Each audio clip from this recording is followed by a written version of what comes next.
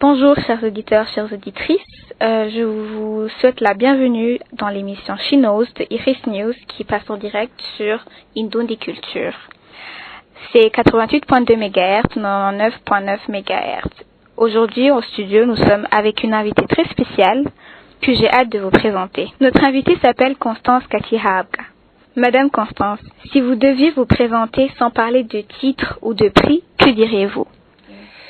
Merci beaucoup. Si je peux me présenter, comme vous venez de le dire, je m'appelle Constance Katihabga. Je suis une femme atteinte d'albinisme, une femme leader, courageuse et fière de l'être. Merci beaucoup. La deuxième question que j'ai aujourd'hui, c'est grandir avec l'albinisme au Burundi. Concrètement, ça ressemble à quoi? Vraiment, si je peux être véridique, ça ressemble à la galère parce que il y a toujours cette incompréhension de notre communauté, comme vous voyez, naître avec la peau blanche alors que tous les autres ont la peau noire. Donc il y a quelque chose qui cloche là, il y a l'incompréhension, il y a des pensées derrière ça et du coup il y a des maltraitances, et il y a des stigmatisations, il y a des discriminations, faute de l'ignorance de la part des sciences. Beaucoup de personnes ne sont pas instruites et même ceux qui sont instruits parfois ils sont ignorants sur la notion de l'albinisme. Il y a ce fait d'être stigmatisé, discriminé, se trouver incompris dans la communauté, se trouver seul, ignoré. Donc c'est vraiment terrible. Donc ça fait un tout petit peu mal. Malgré cette difficulté, malgré cet obstacle que vous avez rencontré, vous êtes quand même devenue Constance Katihabga, lauréate d'un prix international et en même temps, vous êtes la représentante légale de l'association Live Together as a Family. Alors, ma question c'est, comment est venue l'idée? Comment est née El Tofa, Live Together as a Family? Je dirais que l'idée est née en moi depuis mon enfance parce que je voyais comment j'étais éloignée des autres enfants, privée de quelques droits dans la communauté. C'était pas vraiment facile de survivre et avec cette injustice que je subissais, j'ai grandi avec la colère en moi. Parfois je me demandais pourquoi je suis née ainsi. Pourquoi je suis comme ça. Mais au fur et à mesure que je fournissais des efforts en classe, je voyais que ça peut marcher malgré les difficultés des yeux, les difficultés de la peau qui ne supportent pas les rayons solaires. J'essayais de travailler comme les autres et quand j'obtenais une bonne note, je voyais que vraiment ça peut marcher. Mais bien sûr avec l'aide de quelques enseignants qui comprenaient bien le souci en question et qui m'ont soutenu. Là, je pouvais suivre les cours et avoir une bonne note et je voyais que quand même je peux essayer de combattre comme les autres, mais avec la soif d'un jour savoir comment se défendre. Avant, je rêvais même de devenir un soldat parce que je pensais que si je deviens un soldat, j'aurais l'opportunité de toucher un fusil et me venger de ce qui me faisait du mal. Mais en grandissant, c'est là où j'ai compris qu'il ne faut pas utiliser le fusil. Il ne faut pas même utiliser la force, mais plutôt il faut utiliser le droit.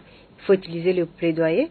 Par après, c'est là où je pensais, quand je serai grand, quand je vais faire le droit et je vais essayer de me défendre en utilisant les droits et de défendre mes pères, mes collègues, mes camarades de la même catégorie. C'est là où est née l'idée de créer une association parce que je devais penser quel canal je dois passer pour faire mon plaidoyer, quel canal je vais utiliser pour défendre les autres. C'est là où, par après, j'ai pu créer cette association Live Together as a Family. Est-ce que vous diriez qu'en tant que femme, et en plus de cela atteinte d'albinisme, ça a été un obstacle de plus, être une femme et albinos, ou bien vous diriez plus que c'était le fait d'être une femme n'a rien changé à votre décision de créer Live Together as a Family? Le fait d'être une femme, ça a beaucoup influencé le fait de créer cette association, parce que ce que j'ai remarqué est que être d'abord une fille ou une femme, on dirait qu'il y a un problème dans notre communauté, dans notre pays, surtout même dans la région, parce que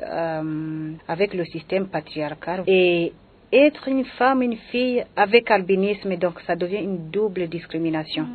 Le fait de ne pas tenir compte des besoins spécifiques pour une femme, le fait de ne pas tenir compte des besoins spécifiques en tant qu'albinos, donc ça devient le pire des pires. Et il y avait beaucoup de préjugés donc, qui existaient pour les femmes.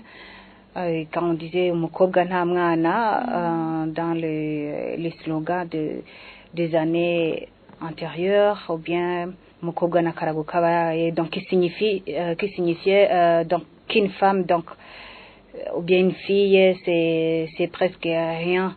Donc voilà, insinuer qu'une femme ne peut pas arriver loin. Si il y a ce fait que la femme soit albinos, la famille est tombée, donc on dirait que c'est la galère qui est là.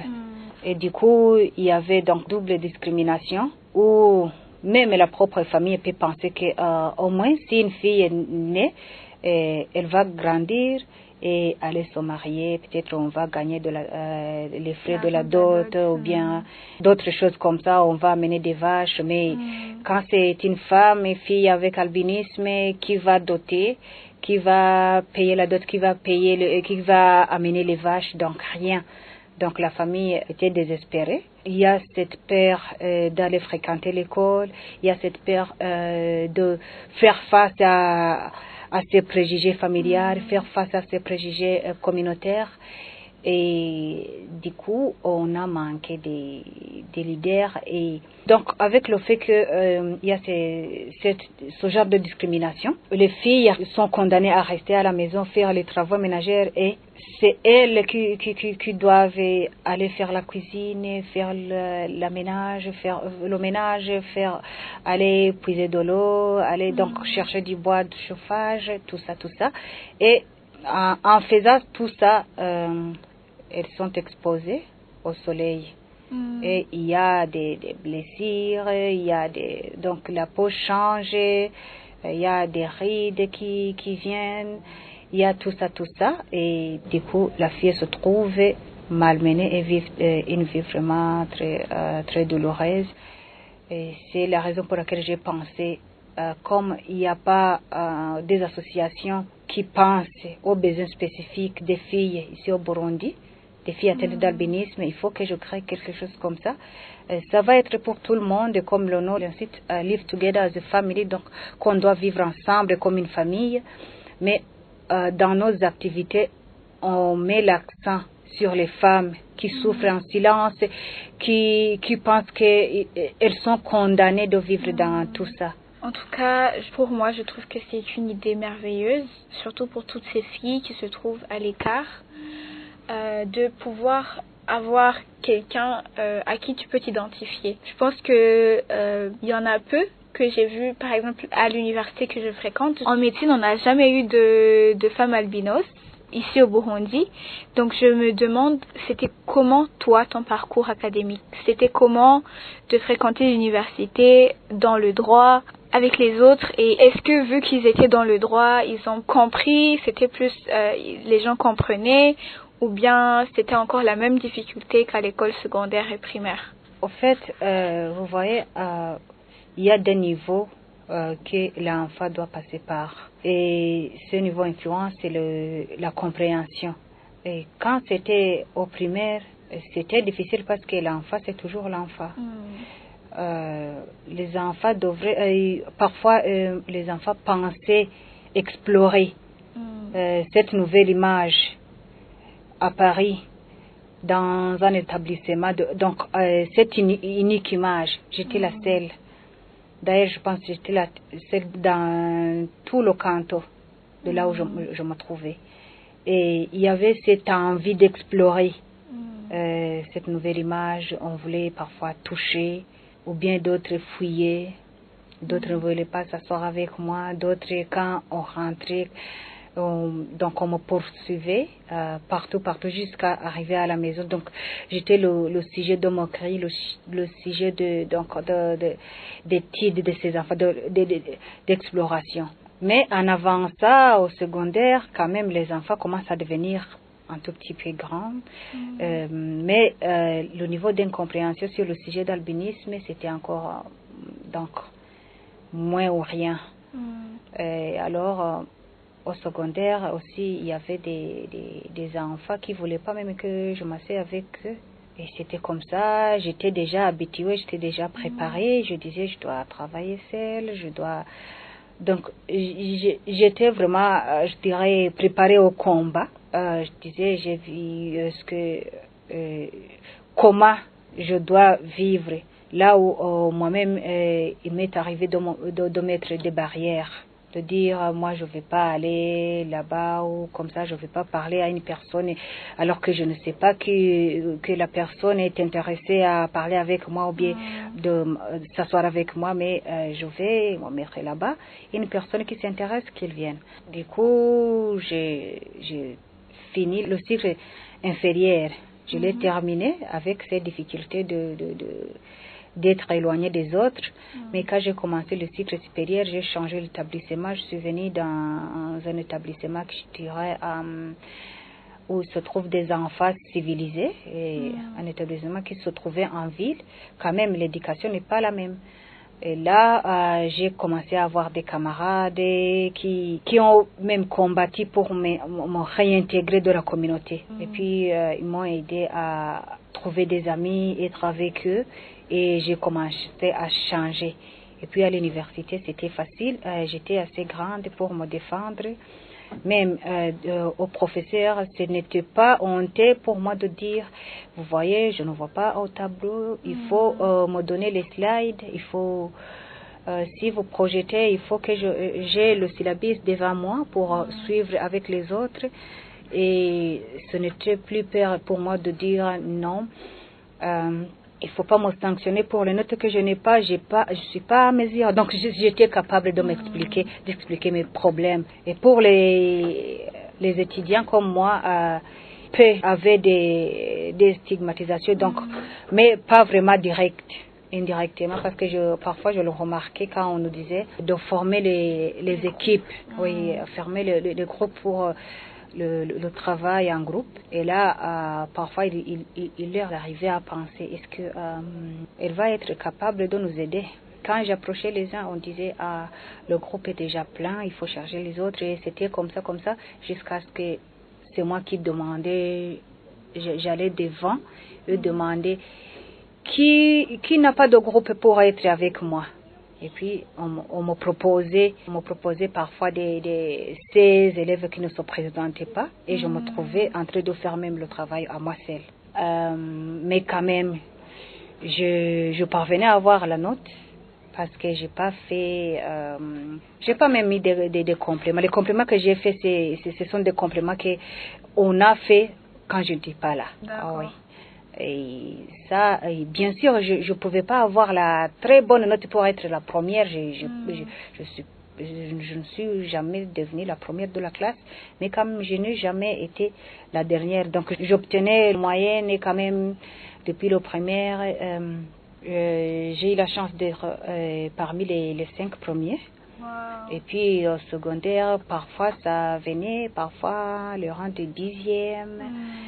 Et ça a changé, comme tous les autres enfants. Et à l'université, c'était bien comme ça.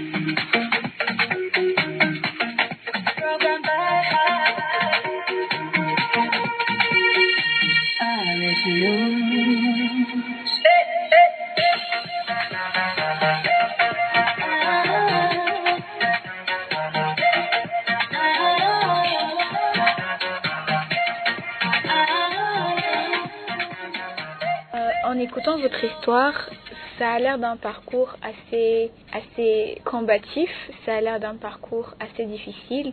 Est-ce qu'il est arrivé un moment où vous dites non, j'ai envie d'abandonner, je n'en peux plus, ça y est, j'en ai eu trop. Et qu'avez-vous fait à ce moment-là pour tenir et continuer?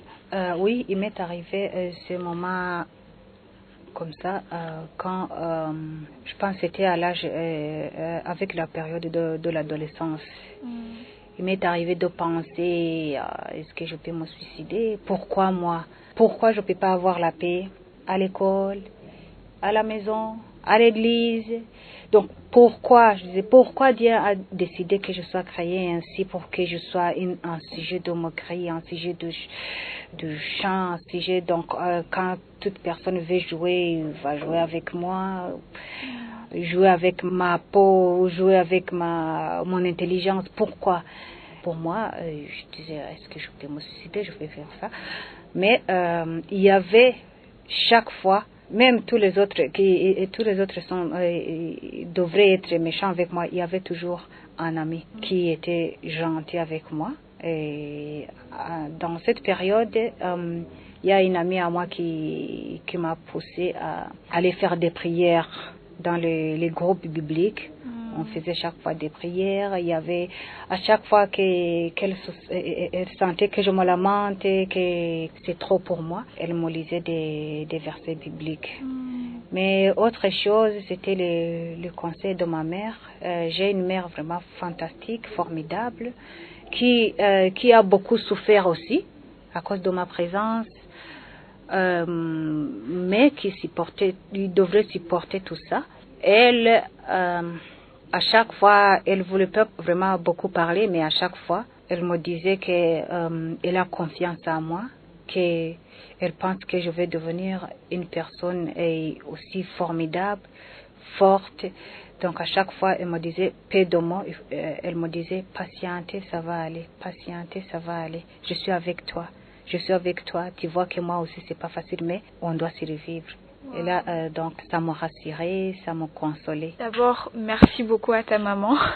C'est une femme vraiment formidable. Ce qui nous rappelle que être une femme, c'est un combat pertinent. Et en plus de cela, être une mère, c'est être là pour ta fille, pour qu'elle puisse avoir un exemple, pour qu'elle puisse grandir épanouie et heureuse.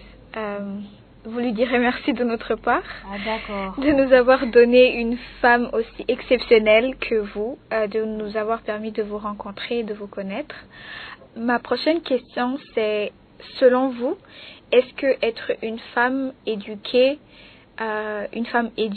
et en plus de cela qui est engagée, qui est présente, qui se bat pour ce qu'elle veut, qui se bat pour les autres, tout en ayant un handicap quelque part, c'est perçu comme une menace? Et est-ce que vous avez vu ça dans la communauté où vous vivez ou bien avec des partenaires ou quoi? Parce qu'on se dit que avec une femme qui a un handicap, il y aurait cette tendance à se cacher, se terrer dans un coin, ne pas trop parler. Mais vous avez pris le devant, vous avez pris le courage, vous vous êtes battu pour vos droits, pour ce que vous pensiez être juste. Est-ce que vous avez rencontré des situations où les gens vous prenaient comme une menace? Parfois oui, mais je dirais que ça ne me fait rien parce que j'ai été préparée depuis l'enfance. Aujourd'hui, si on peut me dire, là c'est une femme indépendante, une femme qui peut-être, parfois on a peur que je peux dénoncer parce que je n'ai pas peur de dénoncer. Et c'est ça que je dirais comme menace. Mais moi, comme à chaque fois, je me dis, bon, il faut se respecter les uns les autres. Je connais ma limite. Aussi, je leur dis que ce qu'ils voient ou bien ce qu'ils peuvent penser pour moi, ça ne m'intéresse pas parce que, je dirais que d'ailleurs, les choses qui m'arrivent aujourd'hui, c'est des gouttes de l'eau dans l'océan par rapport à ce qui m'est arrivé des années précédentes. Oui. Et alors, je suis très bien préparée. Et ces menaces ne me disent rien parce que ce qui m'intéresse, c'est je dis je dois poursuivre ma carrière, je dois faire ce que je veux, je dois, sans toutefois dépasser les limites, et je dois donc poursuivre mes rêves. Et c'est tout. Toute autre chose qui est contraire à ça, ça ne m'intéresse pas. Alors, on a parlé d'un autre aspect de votre vie, l'aspect où vous êtes la lauréate du prix Tulip. Parlez-nous de cette expérience. C'était comment? Comment l'audace, le courage de vous présenter à la compétition, sachant que c'était une compétition très serrée, c'était comment? Je dirais que c'était hyper bien intéressant. Parce que le prix Tulip, c'était pour les défenseurs des droits humains. Et il y avait d'autres femmes, on était des candidats femmes. Il y avait d'autres femmes qui faisaient les actions, qui menaient des actions, des activités pour la défense des droits humains. Et moi, comme je faisais pareil, et je voyais que je suis en train de mener des efforts, ça m'a pas, j'ai pas eu peur d'aller dans la compétition avec les autres. Parce que je voyais donc ce que les autres font. Je disais, alors pourquoi ne pas aussi participer? Et heureusement, quand on m'a primé, j'ai vu que c'était une autre expérience de plus, de me dire, Constance, sois fière de ce que tu es, sois fière de ce que tu fais, sois fière de ce que tu es en train de ce que tu as vécu, parce que si tu n'avais pas vécu à ça, tu n'allais pas comprendre les autres, tu n'allais pas mener des actions pour aider les autres, et ça a aussi aidé à la communauté de comprendre que être une personne donc qui peut contribuer dans le développement du pays, qui peut être utile aux autres. Et ça peut pas seulement se limiter à des personnes que je dirais sans handicap, mais ça peut être fait par tout le monde. Wow. Au-delà de cet aspect de cet handicap, vous avez su surmonter tout cela. Est-ce que vous pensez que maîtriser le langage du droit, avoir fait des études de droit, ça vous a donné un plus dans ce que vous faites maintenant, dans les activités que vous faites pour l'association et autres? Oui. C'est d'ailleurs la base de tout. Quand je vous ai dit, avec le témoignage qu'avant, j'aimerais devenir soldat, donc pour utiliser la force. Mais avec le droit, j'ai compris que chaque chose, il y a une réglementation à ça. Chaque chose a des limites. Et chaque chose, on peut passer par des écrits pour faire quelque chose de bien. On peut passer par des plaidoyers en utilisant donc ces articles, en utilisant, donc, par exemple, en faisant du droit, j'ai compris il faut plaider pour les lois et textes d'accompagnement pour que le plaidoyer soit entendu. Il faut que ça soit dans les lois. Et les lois, c'est le droit toujours. Savoir que si je vais argumenter quelque chose, je dois utiliser des bases légales pour défendre ça, pour montrer aux gens, convaincre les gens. Vous voyez, en utilisant par exemple la Déclaration universelle des droits de l'homme, dans son article 1er, qui dit tout être humain naissent libres et égaux en dignité et en droit. Et même cet article, on l'utilise souvent pour dire il ne faut pas discriminer les enfants avec albinisme, il ne faut pas discriminer les familles qui ont des enfants avec albinisme, parce que ce sont des gens, ce sont des humains comme les autres, et ils méritent d'être respectés, ils méritent la dignité, ils méritent de vivre aisément comme toute autre personne. Donc le droit, c'est la base de tout ça. Ça m'aide à savoir même comment survivre avec la communauté, comment m'intégrer par moi-même dans la communauté et comment faire intégrer les autres dans la communauté. Donc vous diriez que votre parcours académique a eu un impact puissant sur votre combat pour les droits des personnes atteintes d'albinisme. Ah oui, oui, bien sûr. Maintenant, pour la question de clôture, comme je la pose toujours, que diriez-vous à cette femme, cette fille qui se dit qu'elle ne peut pas y arriver, qu'elle a trop de handicap, elle est trop limitée pour pouvoir atteindre ses objectifs, ou bien qui se discrimine elle-même par rapport à des complexes qu'elle a, par rapport à des vues de la société, comment la société la voit, comment la société la juge. Que lui diriez-vous sur comment s'en sortir, comment prendre le droit chemin? Est-ce que je pourrais dire à cette fille-là, je dirais l'encourager, la dire que c'est pas la seule qui rencontre des problèmes comme ça, mais il faut se fixer des objectifs. Il faut d'abord être fier tel qu'on est. Il faut pas entendre les ragots des autres. Il faut plutôt voir le bon côté des choses. Il faut pas toujours regarder les échecs. Il faut plutôt aussi voir le côté qui est positif.